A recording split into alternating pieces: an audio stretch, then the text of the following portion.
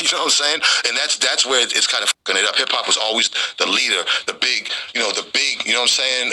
Nothing would be bigger than here comes the internet and it's leading hip hop.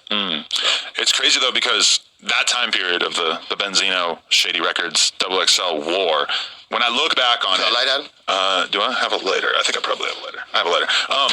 I think, and especially like, because last night I was doing some reviews of the original Eminem N-word tapes, as well as his disses about you and everything. The original?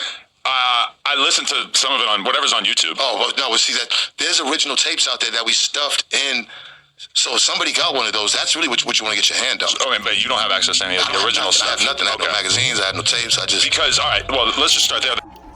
Only_Wireless, please make sure you include the underscore, and this is Only_Wireless TV. Of course, please subscribe, hit the bell for notifications, hit the like button for your mans and them, and don't forget to click the link in the description and check out your boys' Patreon. Eminem has a personal beef with Benzino. Has nothing to do with artistry, with ability, this is long before cancel culture was a thing.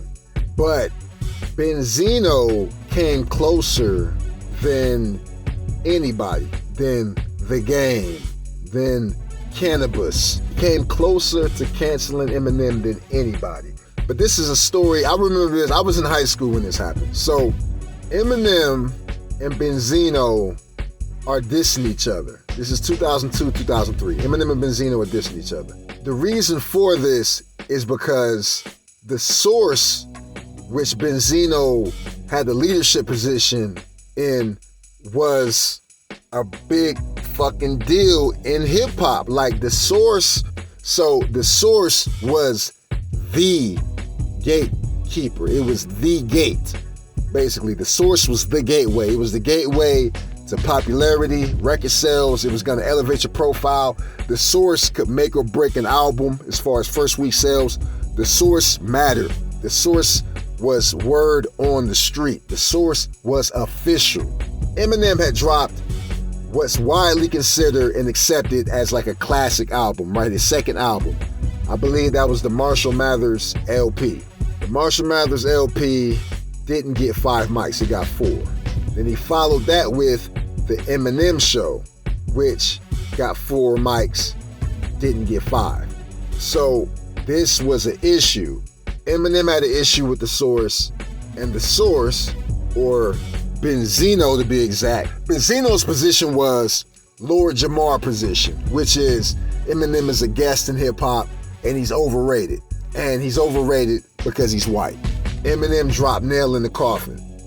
Benzino and the source went on a campaign to expose Eminem, to try to ruin Eminem, to try to what we would now call cancel Eminem.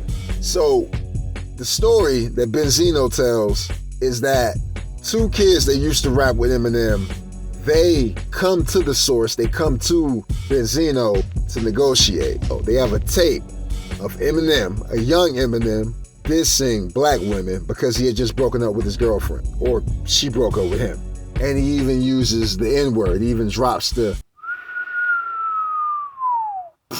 Obviously, Eminem, Dr. Dre, Shady, Aftermath, Jimmy Iovine, they don't want the world to hear this shit. So legal action is actually taken. Benzino said that they were sued, the source was sued for copyright infringement. So in a way, that's Eminem taking ownership of it, even though he claims. Initially, Eminem said it wasn't him, and then the story was he revised it and said he was young, and he apologized for it. And it's pretty much a largely forgotten moment in hip hop. Benzino never really became relevant following this. It would have been different if, like, Nas was in a battle with Eminem, and then he brought this forward. It's a weird moment in hip hop, and it explains why it's personal for Eminem. Like, well, why is Eminem still talking about? Because Eminem has to know what he's doing by using his audience, his power, his celebrity, or the power of his celebrity. He's breathing life into Benzino. Now, what's interesting is that there's a theory that Cassidy is the ghostwriter. I'm not a Benzino fan. I'm not familiar with his catalog. I remember the battle between Shady Records and The Source. I remember that era. I remember that shit like it was yesterday. I'm not familiar with his music enough to say that there's no way he wrote the track. But I'm gonna go ahead and say there's no way he wrote that motherfucker. There's no way he wrote that. Like, Benzino he's just, where did this come from? Like, at the age of 58, you're the best version of yourself you've ever been as a rapper. Like, now, Benzino wasn't even a battle rapper. I mean, he admittedly wasn't a lyricist. Like, this is something that he will concede the fact that he was never a lyricist. So suddenly he drops the most lyrical song he's ever made in his life. And right now, he's got it. He's got the it factor right now. So he's going to capitalize on it. You're going to see a bunch of Benzino interviews. He's going to take advantage of it while he's in the spotlight. But let me know what you think in the comments. What do you think of Eminem's diss, Doomsday Part 2? What do you think of Benzino's response? Rap Elvis. Do you believe Benzino actually wrote it? Do you think, do you care? How does this beef stack up against the Nicki Minaj and Meg Thee Stallion beef? How did they compare? What would you say?